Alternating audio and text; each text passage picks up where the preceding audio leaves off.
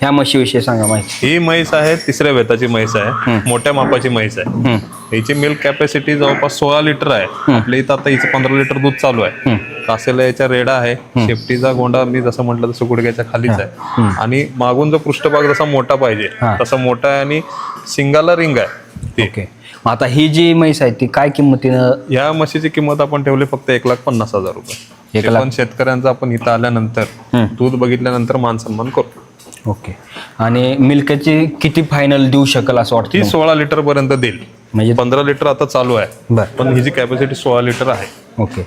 ही मोरामध्येच येते का? ही प्युअर मुरामध्ये आहे. आता जी म्हैस आहे तिची सांगा माहिती. ही पण दुसऱ्या वेताची म्हैस आहे. हिची मिल्क कॅपॅसिटी 14 लिटर आहे. आता हिला 13 लिटर दूध चालू आहे. हिची आपण कासेची ठेवण जी आहे, चारी बाजूला चारी सड आहेत आणि पृष्ठभाग हा तिचा मोठा आहे आणि शिंगाला ही पूर्ण रिंग आहे. हिच्या कासेला रेडी आहे. बरं.